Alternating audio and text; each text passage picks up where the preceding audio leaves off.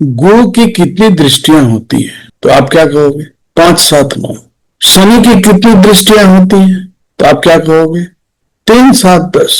और मंगल की कितनी दृष्टियां होती हैं तो 4, 7, 8। तो ग्रहों की दृष्टि क्या यहीं तक सीमित है या इसमें कुछ संशोधन है? आज इसी को जानेंगे, पूरे डेप्थ से जानेंगे। और अभी तक जो आपने जाना है वह कुछ नहीं है। आपको पूरे कंसेप्ट को जानना चाहिए।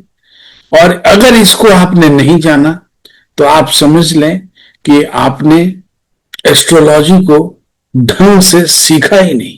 तो चलिए शुरू करते हैं। तो देखिए, ये हमने हाउस बनाया है, ये पाद है, ये सैटर्न है, ये जुपिटर है, ये मार्स है। सबसे पहले ये समझें कि सभी ग्रह, एक्सेप्शन जो है वो इन तीनों के लिए है। किसके किसके लिए? सैटर्न, जुपिटर और मार्स। लेकिन ऑल प्लैनेट्स थर्ड हाउस और 10th हाउस को 1/4 पाद से देखते हैं। उसी तरीके से सभी ग्रह 5th हाउस और 9th हाउस को 2/4 पाद से देखते हैं। और सभी ग्रह 4th हाउस और 8th हाउस को 3/4 पाद से देखते हैं। क्या मतलब हुआ? 1/4 पाद, 2/4 पाद, 3/4 पाद, 4/4 पाद। क्या मतलब हो गया? 1/4 पाद का मतलब है 25% स्ट्रेंथ। 2/4 पाद का मतलब हो गया 50% स्ट्रेंथ। 3/4 पाद का मतलब हो गया 75% स्ट्रेंथ।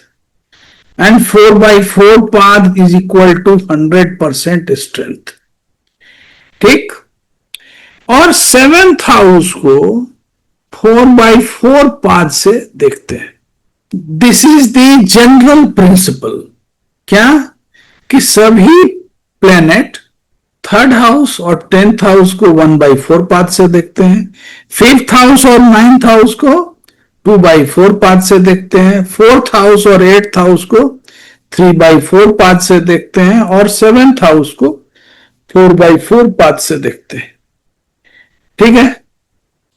इसका मतलब हुआ कि सभी ग्रह 7th हाउस को 4/4 पाद से देखते हैं।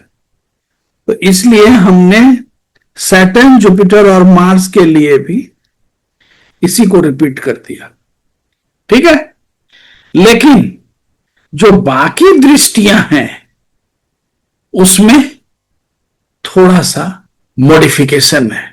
किनके लिए? सैटर्न के लिए, जुपिटर के लिए और मार्स के लिए। क्या मॉडिफिकेशन है? मॉडिफिकेशन ये है कि सैटर्न के लिए जो 3rd हाउस और 10th हाउस को सैटर्न 4/4 पाद से ही देखेगा। तो इसका क्या मतलब हुआ?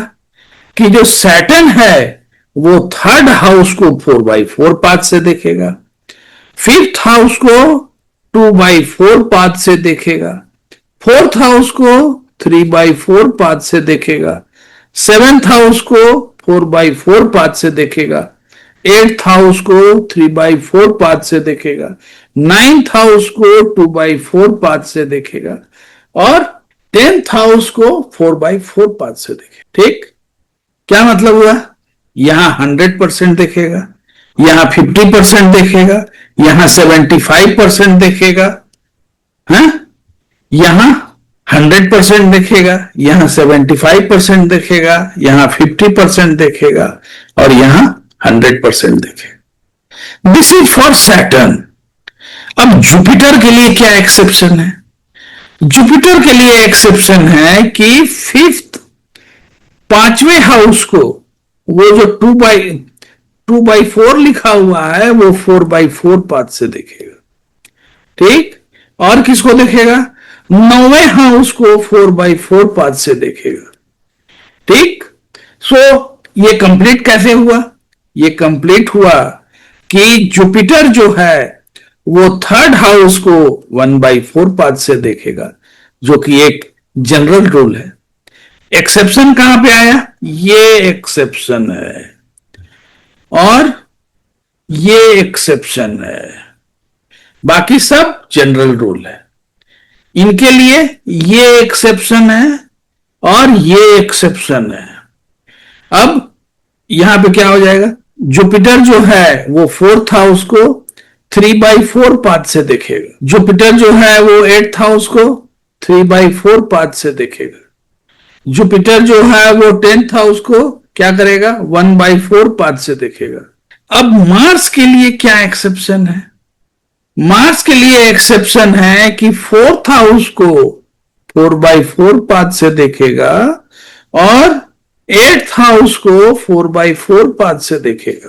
तो क्या हो गया मार्स के लिए रूल कि मार्स जो है फर्स्ट हाउस को 1/4 पाथ से देखेगा, फिफ्थ हाउस को 2/4 पाथ से देखेगा, थर्ड हाउस फोर्थ हाउस को 4/4 पाथ से देखेगा, सेवेंथ हाउस को 4/4 पाथ से देखेगा, एट्थ हाउस को 4/4 पाथ से देखेगा, नाइन्थ हाउस को 2/4 पाथ से देखेगा और 10th हाउस को 1/4 पाथ से। तो ये हो गया आपका concept of aspect of all the planets in any horoscope. ठीक। अब हम लोग देखते हैं एक चार्ट निकाल के कि कैसे ये रिजेंबल करता है। ठीक। तो अगर आप लोग देखेंगे, अब इसको नोट डाउन अगर हम लोग करें, क्या कि किसी एक कुंडली के लिए हम अगर नोट डाउन करें तो सैटर्न का क्या क्या हो गया? सैटर्न का थर्ड हाउस जो है 4/4 हो गया, फिफ्थ हाउस 2/4 हो गया, फोर्थ हाउस 3/4 हो गया, सेवेंथ हाउस 4/4 हो गया, एट्थ हाउस 3/4 हो गया, नाइन्थ हाउस 2/4 हो गया, 10th हाउस 4/4 हो गया। ठीक। अब अगर हम सैटर्न का यहां निकालें तो ये जो सैटर्न है थर्ड हाउस को कितने से देखेगा? 1 2 3। सन को देखेगा। रूल क्या है सैटर्न के लिए कि सैटर्न थर्ड और 10th हाउस को 4/4 से देखता है। ठीक। तो सैटर्न जो है थर्ड को 4/4 से देखेगा, 4 5 6 7 8 9 10। अब जो है सैटर्न जो है 3 4 5 6 7 इसको भी 4/4 से देखेगा। ठीक। तो ये तो आपका एज पर जो गाइडलाइन है उसके हिसाब से हो गया, लेकिन सभी प्लेनेट को क्या देखता है? इसका होना चाहिए था 1/4। उसके बाद फिफ्थ और नाइन्थ हाउस को कितने से देखेगा? 2/4। तो ये हो गया फिफ्थ और नाइन्थ हाउस को 2/4। तो फिफ्थ हो गया आपका 2/4 2/4। फोर्थ और एट्थ हाउस को 3/4, 5 6 7 8। तो इसका अगर हम चार्ट निकालें तो क्या दिखेगा सैटर्न में? इसका अगर हम चार्ट निकालेंगे, चार्ट जो है वो कैसा बनेगा? सन में दिखेगा। मून जो है वो थर्ड हाउस और 10th हाउस को 1/4 पाथ से देखेगा, फिफ्थ और 9th हाउस को 2/4 पाथ से देखेगा, फिफ्थ 6 7 8 9 2/4 पाथ से देखेगा। देन फोर्थ और एट्थ हाउस को 3/4 पाथ से देखेगा। ठीक।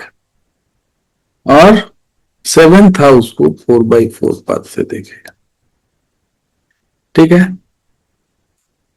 तो क्या हम कह सकते हैं कि मून जो है वो सन को 1/4 से देख रहा है, Venus, Mercury and Mars.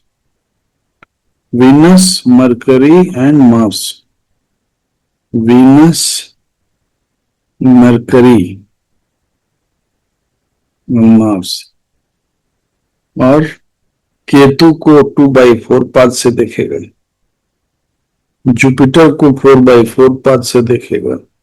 तो आपने देखा कि किस तरीके से हमने मून के एस्पेक्ट को मैच किया, जो कि किसी चार्ट का था, और जितने भी एस्पेक्ट हैं सभी मैच हो गए।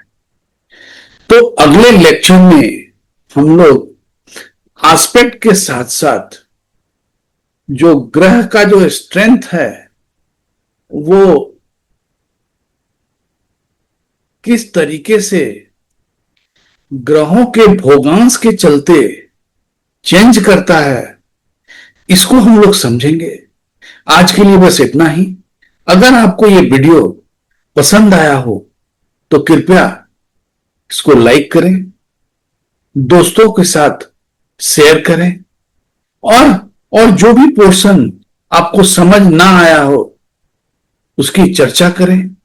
कमेंट में लिखें कि कौन सा पोर्शन नहीं समझ में आया। साथ ही साथ अगर आप चाहते हैं कि किसी स्पेशल टॉपिक पे मैं वीडियो बनाऊं तो उसकी भी चर्चा करें। आज के लिए बस इतना ही।